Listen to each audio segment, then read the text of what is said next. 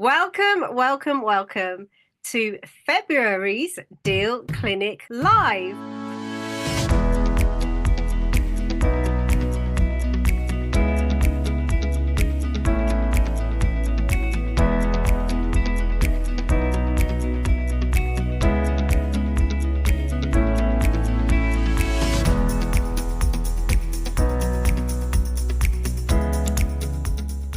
We've got a fantastic show for you this month, and it's another exciting episode. We're actually going to be announcing the winners of the Property Training Awards. I have with myself Dave Price, and we will be going through the awards and the winners. Now, before we get into that, I would be letting you know to add your comments into the chat box. So any comments or any questions, feel free to drop those into the chat box. For those of you that are watching live, welcome. And for those that will be joining us on the replay, feel free to send your questions into admin@sourcinginvestments.co.uk. Now, there will be snippets of this going out to our social media on YouTube. Sorry, not YouTube. The full episode will be on YouTube. There will be snippets of this going out onto our social media, Facebook, Instagram, and Shorts on YouTube, actually. And the full version will be available in about a week's time on our YouTube channel, Sourcing Investments Limited. Now, I encourage the interaction. We don't bite, I promise, and we're happy to answer any questions that you have. It's always great to know exactly where we're going with this and answer anything that you may have niggling at the back of your mind. Now, if you haven't registered to the platform already, feel free to do that. I will drop the link in the chat box for you. It's sourcinginvestments.co.uk. And before we get into it, I'm so sorry, we have people joining, which is amazing. Late arrivals, it's all good. We welcome you all. So before we get into that, I'm going to play a quick snippet for yourselves to see how exciting this actually is. So let me just start with the share. The tech is getting better. And here we go.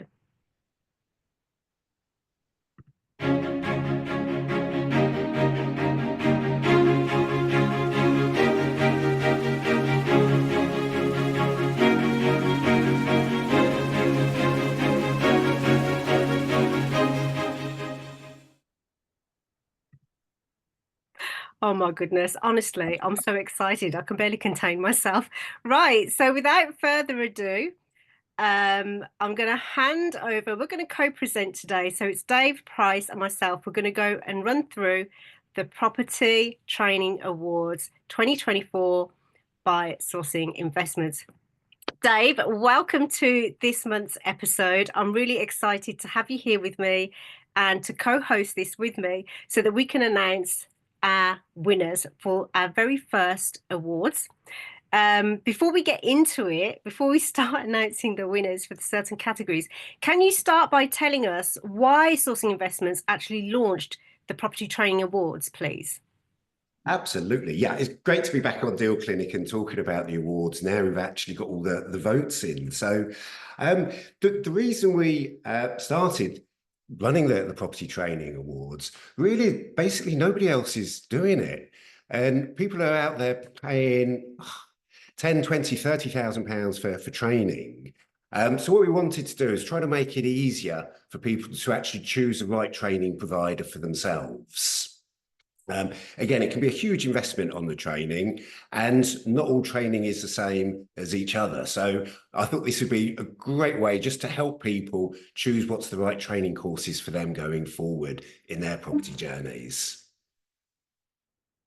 Amazing, amazing. So what then inspired Sourcing Investments to actually create these awards, and why do you think they're important for the property industry? Because that actually blows my mind that we've not ever had a property training awards in this industry. So explain that part for us, please.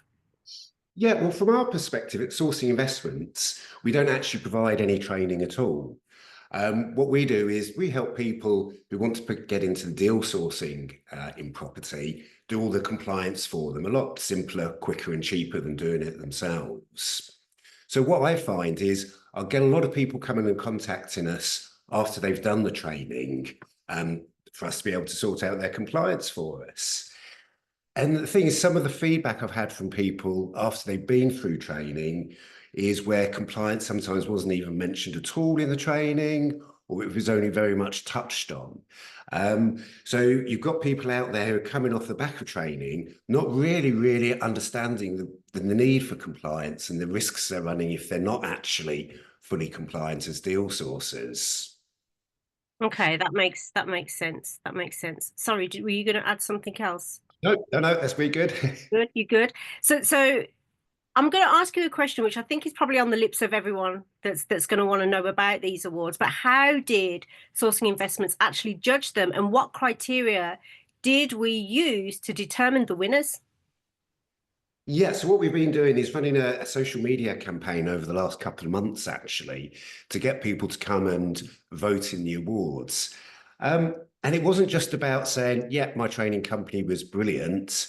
We really wanted some honest feedback. So if your training didn't actually quite hit the mark, really want to hear about that as well. So it's really, the judging has been based on the feedback that we've actually had from people who've paid money, been through this training, to see not just what they thought of the training as well, but I found it fascinating to delve into what they've actually done with since the training and how those training companies support them in their ongoing journey as well after they've paid for that training product.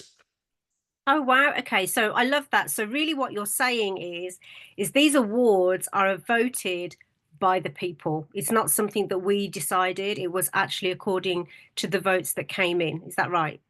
Absolutely. And we've had about 300 votes come in, which I must admit, I was blown away with. Because this is the first year we've tried to do, we had no idea what sort of response we would get from it. But I say to get that many votes, and I must admit, I've been really surprised as well how positive virtually all the votes have actually been for the training companies. The vast majority of people out there have had some great experiences with all the training providers are part of the awards today. Wow, wow, 300 because that's actually so good because we only launched it. Well, we actually only had the idea at the last quarter, right? So the voting hadn't been open for that long. Was it since December, I think? Yeah, I think it was about December time we actually had the voting open. And again, we've been constantly going out there and posting on Facebook groups for people to encourage them to come and let us know what they think of their training providers. So yeah, I'm amazed by the response we've had. It's been brilliant. That is fantastic. Well done, well done. Okay, so let's get on with it, shall we? Shall we crack on and actually find out who these winners are? So I can see that the first category here is Best Deal Sourcing Training. Who's taken this spot and why? Why? Right, well, first of all, I love that. nice stuff. So the winner of the best deal source of training is Property Investor Network. Now, I would have assumed most people in the industry already would have heard of Property Investor Network. They're one of the biggest training companies out there. And they offer a range of training, both on deal source of training, which is obviously something that's close to our heart as well, because we do the compliance for the deal sourcing, which is hugely necessary. We've pinned it really, the feedback we've had from people who've done their training has been phenomenal. I think they scored about 9.75 out of 10 on everybody who's actually been voting for them. And one of the things that really stuck out for me as well, it was the ongoing support they actually give to people. So it's not just there's your training program, get on with it. Because as we all know, with training, you can go to an event for a weekend, do some training, get really excited by it, and then you get back to real life. And it gets very difficult to actually implement some of the stuff. You lose momentum. So providing that ongoing mentorship was one of the key things that people fed back and really liked about how PIN actually support you after the training, and as well with their networking events as well. Just a great overall training provider. That's fantastic. And it's always good to hear that there's the longevity plan as well, not just to get them in the door, but just to look after them throughout. So, with regards to, you mentioned there about the agents themselves, but many investors actually end up, looking for deals and do come across great deals, but sometimes that don't work for them. So, how does a proper deal sourcer training help them turn those deals into an income stream? Yeah, because a lot of people probably get into property not wanting to do deal sourcing at all. When I started buying 20 years ago, I was literally just buying for my own portfolio. But you go out there, you start looking for deals for you, and you get a deal or two, brilliant stuff. But because you've already started those relationships to find those deals, you still find that deals are being thrown at you, even though you haven't got the time or your money's tied up in a different project to be able to go ahead with that deal. So this is where, and how I personally fell into deal sourcing, is you're finding these deals don't work for me at the moment because my cash is tied up in something else, but it's still a great deal. So I can package that up, sell that to another investor, makes a great deal for them, and it provides an additional income stream for me on top of my core strategy, which was just by building my own portfolio of properties. Amazing, amazing. Love that. Thank you for sharing that. That's so valuable. So I'm excited. I feel like we're at the Oscars and I'm about to open the next envelope. So the next category is best entry level property training. So who actually won this and what made them stand out? Right, so the best entry level property training is, and drum roll, I'm going to get so fed up with that drum roll at the end of I it. love it. I love it. I don't think I will. Go on. So, best entry level training has gone to Dan Latto. Now, this was we wanted to see what, because there's so many different trainings out there. Somebody who's completely new to property, as I said, you can go in and spend 30, 40,000 pounds on training. But if you knew what would give you a really great fundamental start and foundations to your knowledge in property. And this is where the Dan Latto product came out. It's just an online only training course. There's about 13 modules to it, but it includes about 90 training videos. And it covers from how to find a property deal, which would work for if you wanted to just find properties for yourselves, or he also goes through how to package those up and become a sourcer as well if you wanted to, but also covers various things from mindset to goal setting as well in it. But to be honest, the biggest thing that made this stand out to us was the actual entry price of it. 90 videos for that training module, and it's £27. It Wow. it really is a no-brainer for anybody at that sort of price. And I think as well for people who have already done some training, again, the more training you do, I think you find out, you pick up little nuggets of information.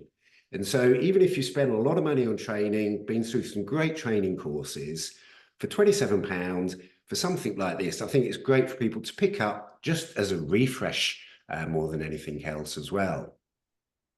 I love that. £27. That's unbelievable.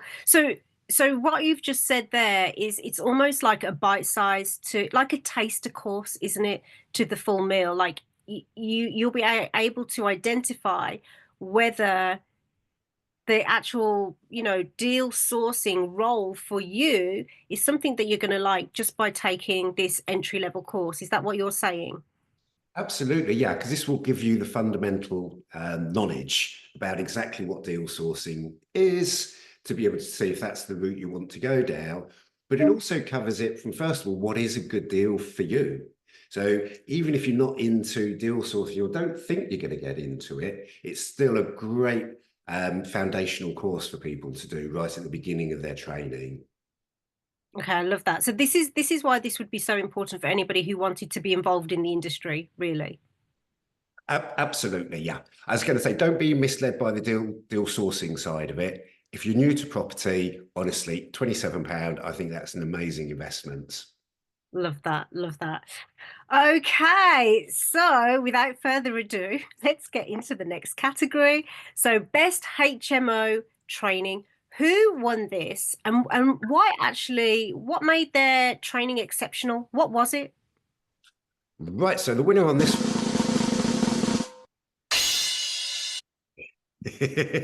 Oh gosh. um, this was actually Property Investor Network again. Uh, now, HMOs, again, the whole training industry seems to have moved over the last 15, 20 years or so. I mean, when I first started, it was all about buy-to-lets. But now HMO is probably one of the key strategies people are looking into. And a bit more advanced than a straightforward buy-to-let, definitely, because with HMOs, you're getting a lot more changes coming in from a compliance perspective and from a licensing side of things, and understand the fire security people are going to need at the property and this sort of thing. So it's actually quite a complex strategy to go into. And this is what I loved about how Property Investor Network are addressing this.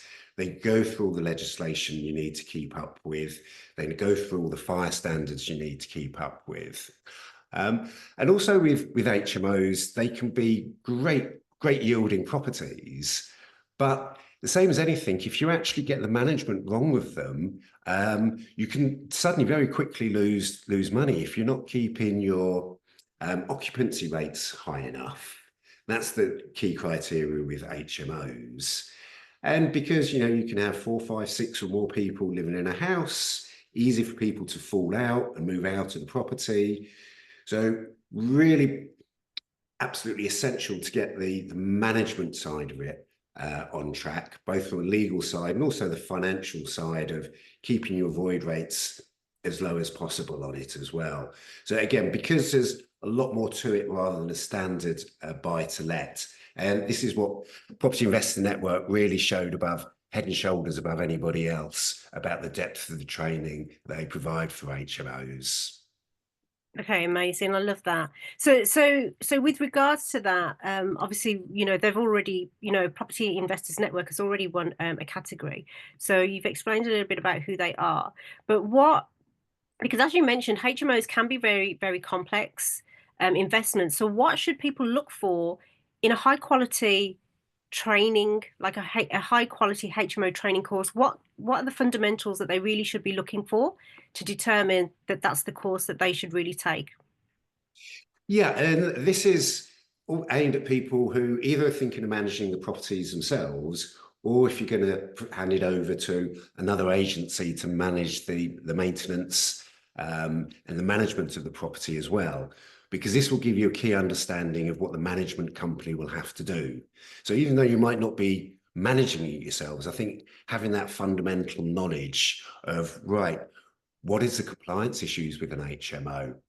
How do they manage them? How do they keep the occupancy rates as high as you want them to be?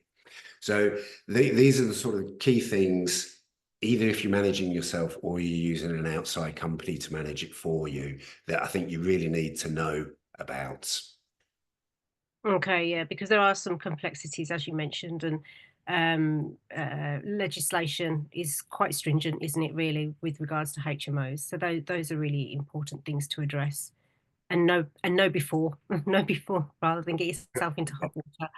Oh gosh. Okay, so amazing. Loving this. So HMOs, well done, Pin to that for that.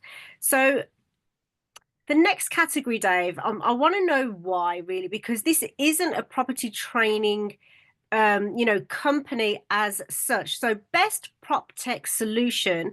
Who was the winner for this? And why actually do we have a technology company in the categories when they're not training per se? So how is their technology helping, property investors and deal sources? Yeah. So as you say, this isn't a training company at all, actually. But we ummed and ahed about including this category in there because there are so many apps and different websites and PropTech solutions available to complement investing.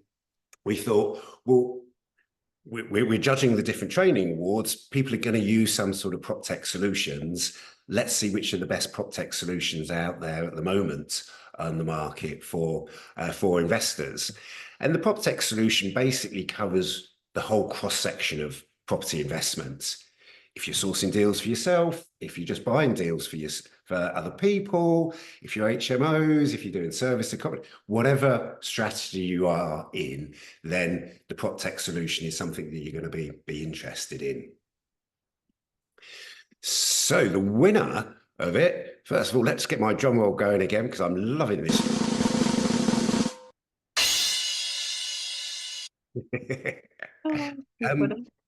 Best PropTech winner is Property Filter. There's various different solutions out there, as I said, but Property Filter, I've just been blown away seeing the demonstration of the depth that they can actually get into to help you analyze properties. I mean, traditionally, I've always spent hours and hours scrolling on Rightmove trying to find the right property, but with the information they all pull together in one place, you can actually set criteria, whereas, right, just tell me all the properties in my area that have been reduced 3 times or that have come on and off the market, 2 or 3 times in the last year. So you can get a feel that there's potentially a motivated seller behind it. So the information is mind-blowing, how it's linked into land registry, it's linked into Rightmove. Again, there's just so much information there. And I think one of the big things I liked about it as well, which I think will appeal with a lot of people, is they're actually offering a free 14-day trial period to anybody to start using the software. Very easy to use. They've got some great demos on their website about how to use it properly. And I think nowadays, if you're looking for deals, it really is a no-brainer to use this sort of technology just to make your life so much easier and quicker. That's really key because I understand now why they've been included, because although they're not a training company per se, they're actually supporting the training that you've acquired in those training fields, with the training companies in assessing and finding the deal itself so that you can analyze it, right? Absolutely. And some of the training companies will actually demonstrate Property Filter during their training progress, because the training companies themselves can see the advantage of using this sort of technology for investors. Okay, brilliant. So let's get back into training companies, shall we? So for those that are interested in rent to rent and serviced accommodation, I know I know this is a big one as well. Which training provider came out on the top for this? Right. So the winner of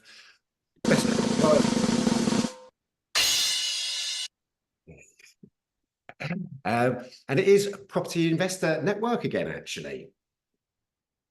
Which is great to hear. As we said, we've talked a lot about PIN already, but specifically the rent to rent and serviced accommodation training.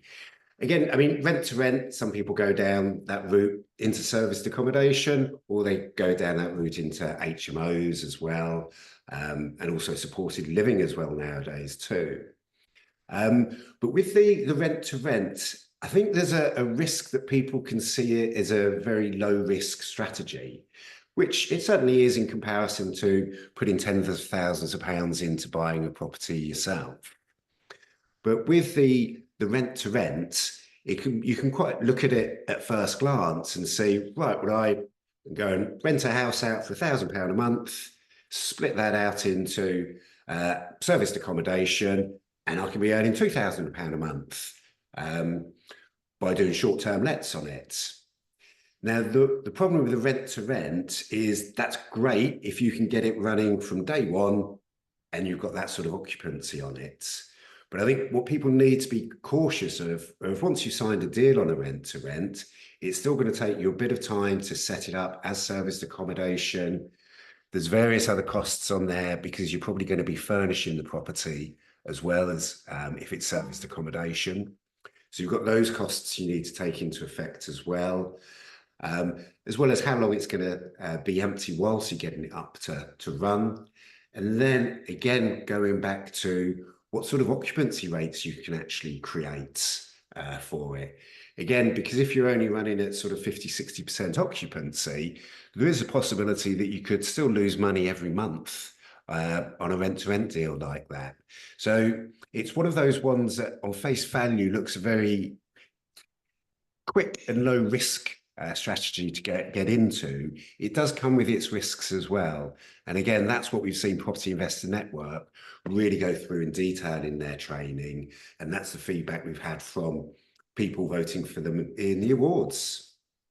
Okay, that's great. I mean, you've highlighted there that there are risks. I mean, there's risks with everything, but thank you for highlighting that, because no matter how minimal the risk is, the potential of it could create a massive impact, or definitely a dent. So what would be, with regards to rent and SA, the abbreviation for serviced accommodation, with that being popular as a strategy now, what are the risks, and what do investors need to be aware of when actually choosing a training course in this area specifically? What would you say that they need to be aware of? Yeah, with this, it's one of those ones that they look great on paper, rent-to-rent deals, but there is more to it, and there is that possibility. As you say, there's risk in everything. Every property investment, every investment covers a risk. But from my perspective, I think it's really actually about fully understanding that risk, and then you can work out how to manage and mitigate it. And that's where PIN have really actually stood out, not just telling you all the positives and the good sides of when it works, but actually going through and saying, right, you need to really be aware of what your setup costs are going to be for this sort of thing, how long it's going to take you to set up. Are you setting it up legally correctly? Are you complying with all the compliance issues are there? And really understanding your strategy for getting your occupancy rates as high as possible for that property as well, to ensure it does actually provide the return that you think it can and it should. That's key. And you mentioned there about the compliance. The compliance is so crucial because, one of my first strategies for one of my first clients was rent to rent. And one of the first things that we checked was that, their mortgage provider would allow it. Not a lot of landlords that understand that that's crucial, because otherwise it null and voids the mortgage itself. So there's so much around that. So as you mentioned, they do need to know the complexities, the pitfalls, and so on and so forth, because it can be a good strategy. I think anything can be a good strategy as long as you know what the risks are and how to mitigate those. Um, Absolutely. so I mean, we've had that problem as well with flats, because flats, again, quite an easy market to do the rent-to-rent serviced accommodation on. But because I've run rent-to-rents before myself, but quite often it'll be against the freehold to do serviced accommodation on a flat, which therefore you're starting off completely illegally to start with. But again, unless you know this, it's the sort of thing that can trip you up further down the line. So again, the one thing we loved about PIN from this perspective is them highlighting to you all the risks you need to know and be aware of before you get into it. love that, Dave. Love that. Thank you so much for that. So we're coming to the ultimate, yeah, the last award. So who has won Best Advanced Property Training, and what kind of skills do investors need for this level? Because when you say advanced, that tells me there's a skill needed here. What is that? There is indeed, and this isn't for somebody who's just getting new into to property at all. This really, we were looking at the strategies people are using once they've been doing investing for a good few years, actually. So all the votes from this, it's been quite interesting because it's been very experienced investors who've been coming back and voting within this category. So the winner, I'll tell you now after my quick drum roll.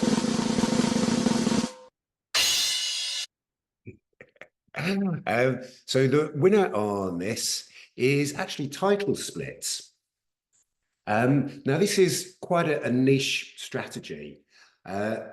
Basically, the idea is there's a lot of properties out there. I'll use an easy example: a house that's been divided into 4 flats, where it's still just deemed by land registry to be a house. So you might have subdivided the rooms down.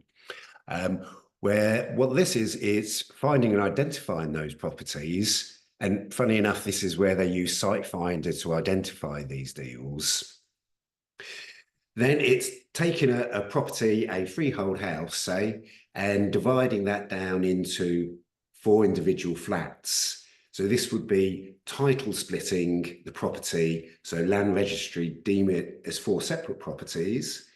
You're then having to create leasehold agreements for each individual flat. So it is really quite complex. And then you can actually sell the flats on individually, which gives you a big capital uplift on the marketing side of it.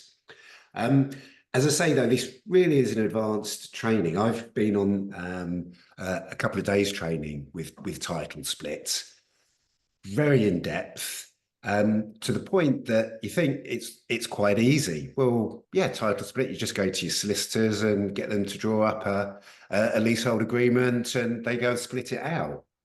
Whereas on this, Rachel Knight, who's been doing this and running this for a number of years now, she actually had to get to the point where she now insists any solicitors they use as part of their power team come on her training first, because there's just not the knowledge in the legal profession as you would expect there would be on such a niche strategy as this.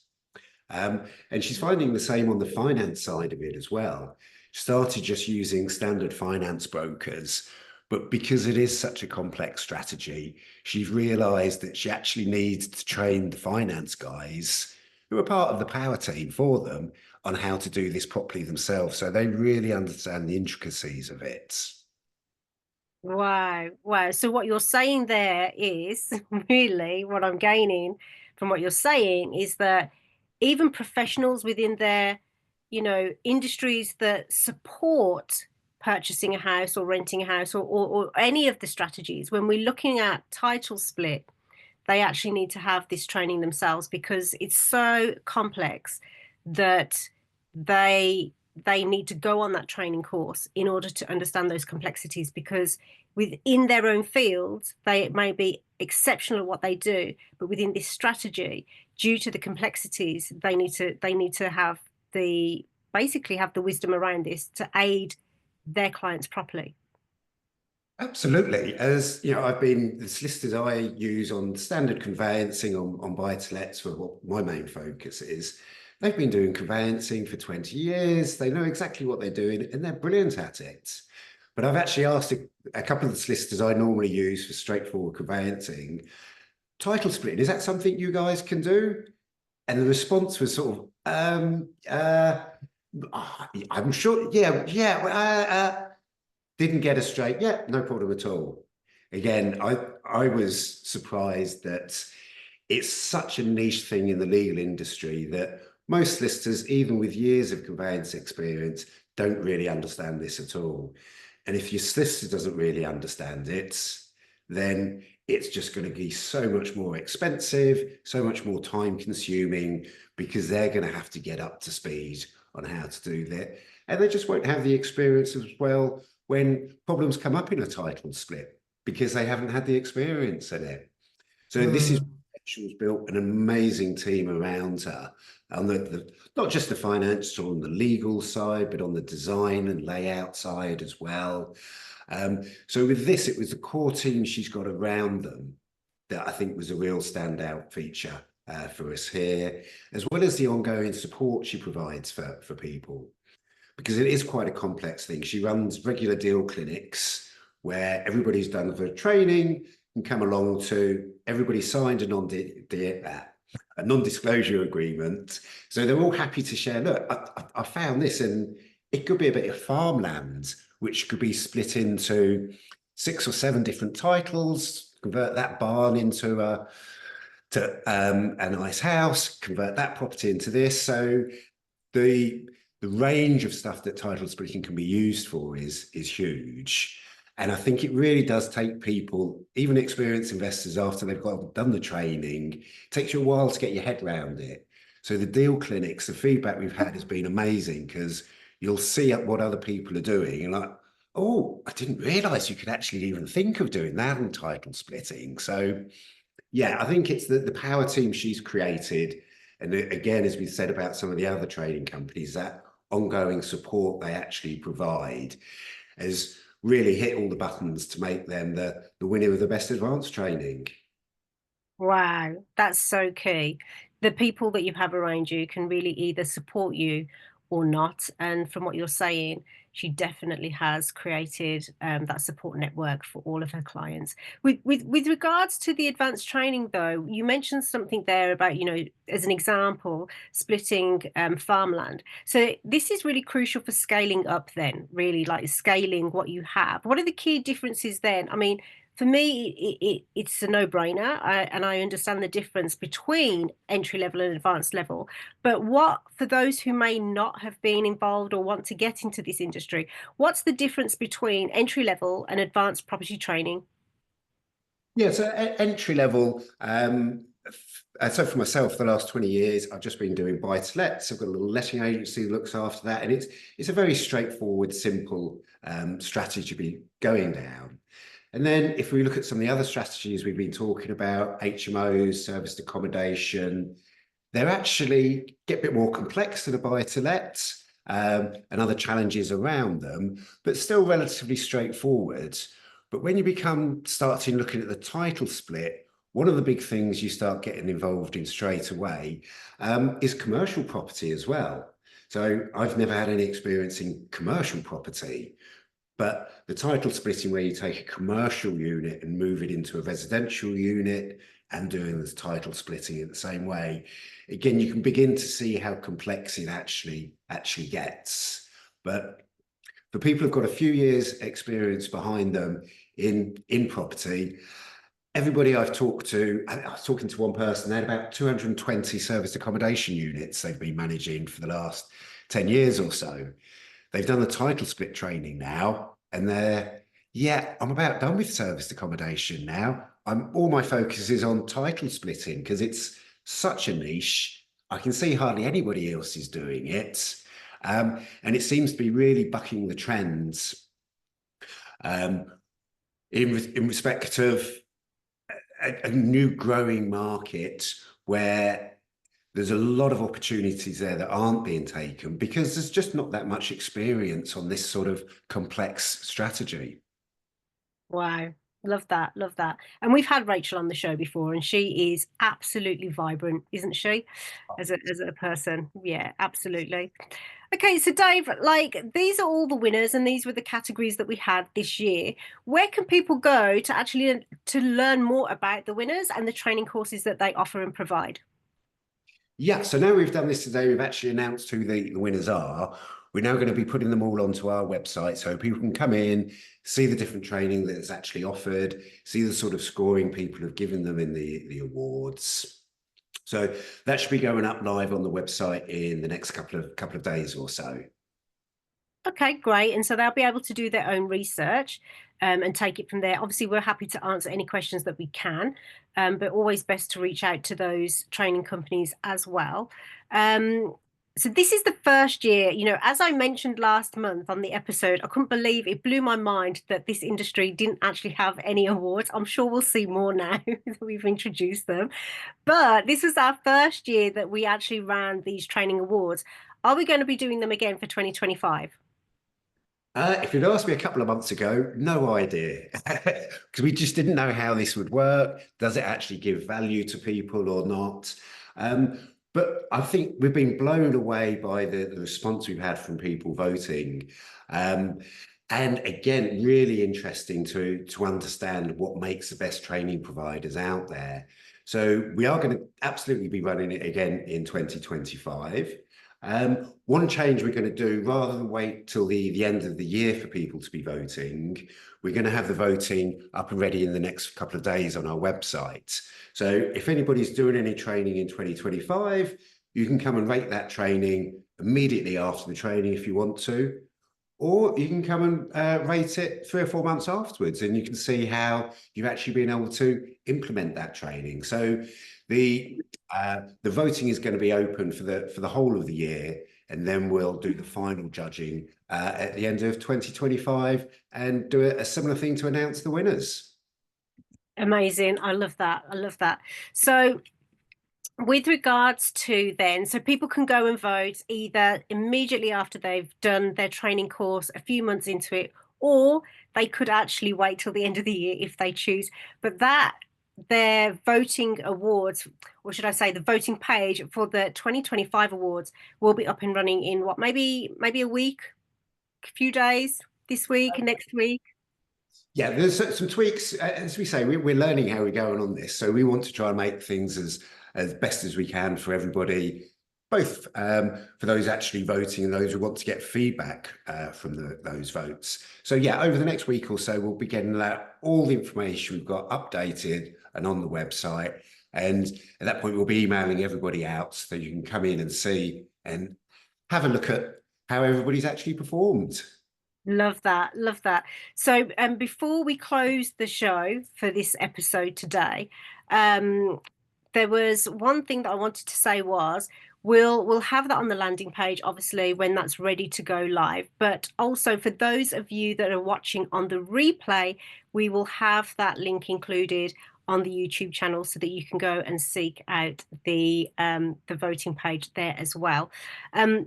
Before we go, Dave, Vasca's got a question and he says, for the awards, do the sizes of the organisations get taken into account so that the biggest businesses don't just end up winning all the awards from getting a large number of votes? Absolutely not. Yeah, it's one of those ones where size isn't important. um, so from that perspective, yes, we have got some winners from some of the big training companies. So PIN is one of the largest ones out there, obviously. But we've gone down to the best entry-level product, which is Dan Latto. And it is literally just one online video product. He's not part of a huge organization at all.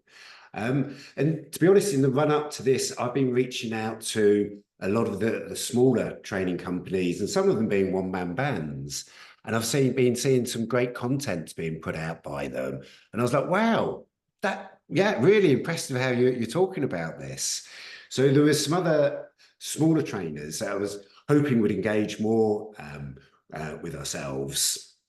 Because from what I've seen of them, I think they are providing some great training, but we haven't been able to get the feedback or the votes from people to be able to be in a position to award them this year round. But as I say, there's some training companies I've got in my mind that I think could be higher up on the list next year from the experiences I've had so far.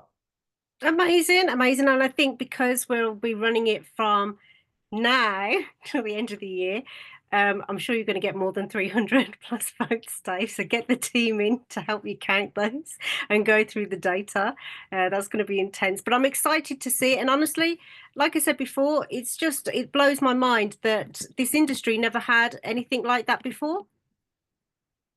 Yeah, it's a funny one that no one's ever actually done this before.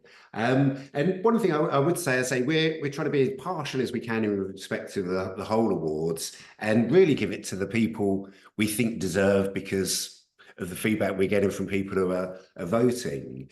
But if there's anybody out there who's watched this and like thinking about going with a different training company, feel free just to give me a call, come on the website, send me a message, and I'm more than happy to chat through to you about different companies that we haven't actually been able to have as part of the awards and give you free feedback on those as well.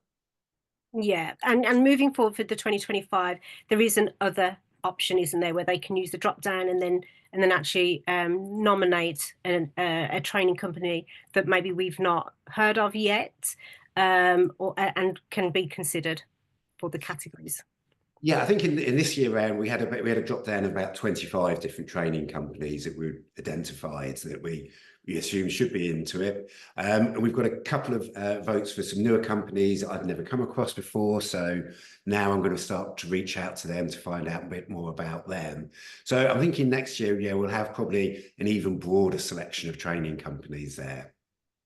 I love that because the more that we have, the more help and support that we can give to our agents and our investors, and also, it's all signposting, isn't it, to help each and every one of them in what they want to do. So, with that, I think that's all the questions that have come in so far. I actually want to thank all of our live viewers, Dave. I'm not sure that you can see them, but we've got Cliff, Dira, Jan, June, Louis, Marion, Nadia, Natasha, Negin, Naropa, Baska. And I want to thank you for all joining us and watching this live with us. And for all of those that watch on the replay, I thank you too. Again, any questions that you may have, feel free to email in to the admin team at admin@sourcinginvestments.co.uk. With that, Dave, I want to thank you for co-hosting today's episode with me for our Property Training Awards. And I look forward to seeing all of our viewers again for March episode. We're back with agents, so we will be deal sourcing and running through their deals. And we also have a new product coming out, don't we, Dave? Which we can't say too much about, but it's exciting, isn't it? Moments. Yeah, so we can explain more maybe on the next episode. So with that, I want to thank you all for your presence, for your questions, and for your just being here. Dave, thank you again. Appreciate you greatly. Brilliant. And just I want to say a huge thank you for everybody who's actually taking the time to vote in the awards. If it wasn't for you guys out there voting, there'd be no awards and we'd just be sitting there having a cup of coffee. So thank you again for everybody who's taken part. It's been great and really excited to see what happens in next year's awards. Amazing, amazing. Thank you so much, Dave. Everyone, bye for now.